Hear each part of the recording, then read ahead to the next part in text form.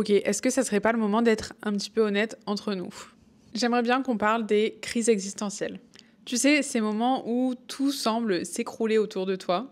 Tu te demandes si t'es vraiment sur la bonne voie et où chaque petite chose te donne l'impression que t'es pas à la hauteur. Peut-être même que tu te dis « Putain, mais qu'est-ce qui va pas chez moi ? Pourquoi je galère autant ?» Sache que si tu te sens en plein chaos intérieur, comme si ton monde s'effondrait et que tu savais même plus qui t'étais ou où t'allais, eh ben, spoiler alert, ce que tu traverses, c'est pas un échec. C'est une phase essentielle de la transformation. Aujourd'hui, on va parler de la désintégration positive. C'est un concept que je trouve vraiment fascinant qui vient de Dabrowski, qui pourrait bien du coup te faire voir ces moments de doute et de remise en question sous un tout nouvel angle. Dans cet épisode, je vais te montrer déjà pourquoi on n'arrête pas de voir que ta nouvelle vie te coûtera ton ancienne et pourquoi c'est une bonne chose. On va voir aussi ce que la psychologie dit sur ces moments de doute et de crise existentielle et comment tu peux appliquer ce principe dans ton business mais aussi dans ta vie de manière générale pour en ressortir plus forte et plus alignée. Globalement, on va voir comment tout déconstruire pour mieux reconstruire et pourquoi ce processus est parfois nécessaire même dans ton business. Prépare-toi, ça risque de remuer un peu, mais franchement, je t'assure que c'est pour ton bien. Welcome sur le podcast des solopreneurs DTR qui n'ont pas peur de casser les codes et de prendre leur place. Si tu veux structurer ton business sans te perdre dans des règles qui te ressemblent pas, si tu veux briller, oser être toi-même à 100% en créant une activité qui te fait kiffer ta vie, j'ai une super nouvelle pour toi, t'es au bon endroit. Moi, c'est Amy, serial entrepreneur et multipotentielle ambitieuse. Je suis carrément persuadée qu'on peut atteindre ses objectifs sans se tuer à la tâche. Je suis là pour te montrer que l'organisation, la créativité et la liberté ne sont pas incompatibles, bien au contraire. Je t'aide à créer, développer et structurer ton business pour qu'il te permette de vivre tes plus grands rêves et vraiment profiter de tous les plaisirs que la vie a à offrir. Le but, c'est d'avoir un business à ton image qui parte de toi, qui te fait vraiment kiffer, qui te permet de réussir selon ta propre définition du succès et ainsi pouvoir atteindre le Graal, être libre à 100%. Pouvoir travailler d'où tu veux, quand tu veux, comme tu veux, sur ce que tu veux, avec qui tu veux. Ici, on parle d'entrepreneuriat, de mindset, mais aussi d'organisation. Parce qu'un business structuré, c'est un business qui roule et qui te permet de vivre ta vie à fond. Je suis ravie de t'accueillir dans mon univers où tu apprendras bien vite à prendre ta place, devenir la star de ton domaine et briller sans t'excuser.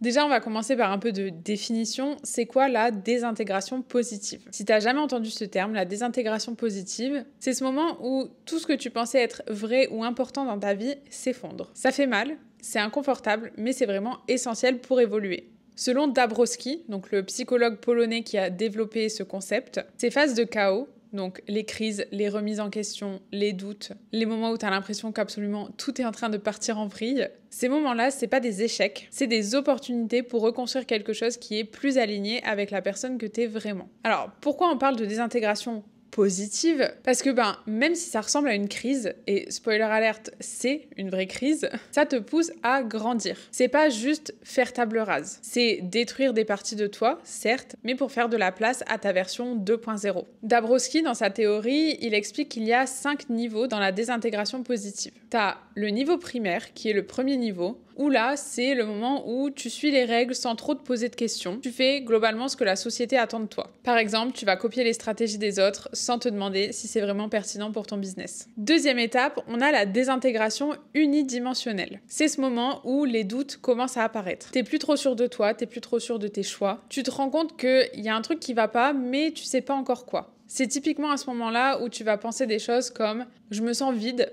pas à ma place ». Bref, ça va pas. Mais techniquement, tout va bien, j'ai tout pour être heureuse, donc je comprends pas pourquoi. Troisième étape, on a la désintégration multidimensionnelle. C'est là que tout part en vrille.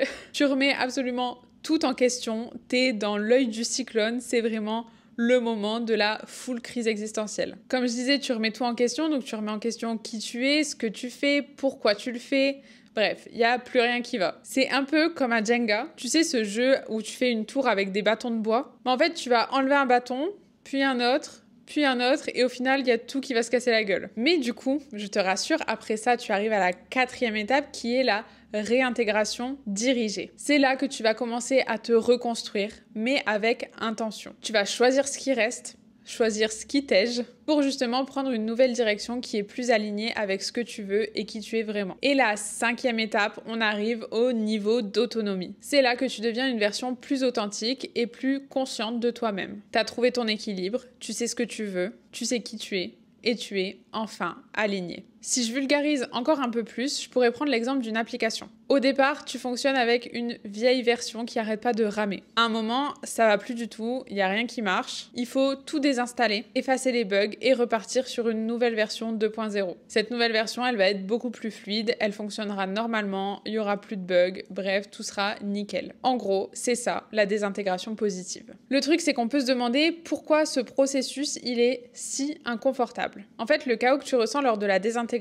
ça vient de la confrontation entre la personne que tu es actuellement et la personne que tu veux devenir. Ton cerveau est en constante lutte parce qu'il adore la zone de confort. On retrouve là le concept de dissonance cognitive. Ton système de croyance actuel entre en conflit avec tes aspirations et tes ambitions pour le futur. Typiquement, tu veux lancer une offre super innovante, mais il y a une petite voix qui te dit « T'es pas légitime, vaut mieux rester sur ce qui fonctionne déjà sur le marché ». Résultat, tu te bloques. Tu vas pas lancer cette offre. Et c'est exactement le genre de désintégration où tu dois déconstruire tes peurs pour reconstruire une vision qui est plus alignée. Si tu traînes sur Instagram, tu as forcément dû voir passer la phrase « Ta nouvelle vie te coûtera ton ancienne ». Alors en réalité, c'est pas juste une jolie citation Pinterest, c'est une vérité qui est assez dure à avaler. En fait, pour avancer, tu dois laisser derrière toi certaines choses qui ne te servent plus. Des habitudes, des croyances, des personnes aussi des fois. Faut savoir que ton cerveau adore la routine et la stabilité. C'est ce qu'on appelle l'homéostasie. Chaque changement, même si c'est des changements positifs, ça va déclencher une alarme interne dans ton cerveau. C'est pour ça que le chaos, ça te fait peur. C'est ton cerveau en fait qui résiste au changement. Par exemple, tu veux augmenter tes prix, mais tu as peur de perdre des clients. Ce que tu perds pour ton ancien toi, donc la personne qui dit oui à tout, tu vas le gagner en confiance et en alignement avec ta valeur réelle. En réalité, on pourrait faire le parallèle avec les cycles du deuil. Passer par la désintégration positive, c'est un peu comme vivre un deuil en réalité. Tu dis adieu à une ancienne version de toi. Donc tu vas passer par, premièrement, le déni, du genre « non, tout va bien, c'est qu'une mauvaise passe, ça va passer ». Pour ensuite arriver à la colère, du genre « mais pourquoi ça m'arrive à moi ?» Pour transitionner vers le marchandage. Ok, je vais changer un petit truc, mais je vais pas tout changer non plus. Jusqu'à passer à la dépression. C'est ce moment où tu vas te dire « mais j'arriverai jamais à surmonter ça ». Et au final, terminer par l'acceptation, où tu vas te dire « ok, c'est super dur, mais je comprends que c'est nécessaire ». Alors, c'est bien beau tout ça, mais du coup, comment on applique la désintégration positive justement à sa vie et à son business ? On n'oublie pas que le but de la désintégration positive, c'est de grandir, c'est d'évoluer vers quelque chose de plus aligné. Donc première étape, on va identifier ce qui ne fonctionne plus. La question à te poser, c'est vraiment qu'est-ce qui, dans ma vie ou dans mon business, ne me ressemble plus. Par exemple, si tu passes ta journée à bosser sur des tâches que tu détestes, il est vraiment temps de revoir tes priorités. Si tu es tout le temps submergé, c'est peut-être parce que tu dis oui à tout. C'est vraiment le chaos qui va te pousser justement à revoir tes priorités. Faut vraiment voir le chaos comme ton allié et non pas ton ennemi. Le chaos, il est là pour te faire comprendre quelque chose. Il va te forcer à regarder les zones d'ombre que t'arrêtes pas d'essayer d'éviter pour les accepter. Parce que oui, du coup, la deuxième étape, c'est d'accepter de déconstruire. Pour ça, il faut que tu fasses la liste de tout ce que tu fais par obligation ou que tu as peur de changer. Une fois que tu as fait cette liste, pour chaque chose, demande-toi, est-ce que cette chose-là me rapproche vraiment de la vie que j'ai envie de mener ? Pour répondre à cette question, il faut bien évidemment savoir la vie que tu as envie de mener. Et donc, va falloir que tu te replonges dans ta vision. Va falloir que tu te demandes pourquoi est-ce que j'ai lancé mon entreprise ? C'est quoi ma mission ? C'est quoi les valeurs que je veux transmettre ? La reconstruction, ça passe obligatoirement par un recentrage sur ce qui est vraiment important pour toi. Une fois que tu as identifié ce que tu voulais plus et que tu as accepté qu'il est temps de déconstruire les choses, il va falloir commencer justement à reconstruire, mais pas n'importe comment, on reconstruit avec intention. Tu vas remplacer les choses que tu ne veux plus par des choses que tu veux. Pour ça, du coup, tu peux utiliser un tableau blanc, une mind map, bref, n'importe quel outil avec lequel tu te sens le plus à l'aise pour définir justement à quoi ressemble ta vie idéale. Et suite à ça, tu vas définir justement les actions qui vont te permettre de t'en rapprocher. Et la quatrième étape, comme à chaque fois qu'on met de nouvelles choses en place, on va tester et ajuster. Faut bien garder en tête que reconstruction ne veut pas dire perfection. Il faut que tu t'autorises à justement être dans un processus de test et d'amélioration. Faut savoir que la désintégration, c'est un processus qui est très intense. C'est pas le moment de te juger. Faut vraiment que pendant ce processus, tu sois ta meilleure alliée. Si je devais résumer du coup la désintégration positive, qu'est-ce que c'est ? C'est accepter que tout s'écroule pour pouvoir justement reconstruire une meilleure vie, une vie qui est plus alignée avec les choses qui sont importantes pour nous. Faut que tu acceptes que tout déconstruire fait partie de ton évolution. Oui, c'est inconfortable.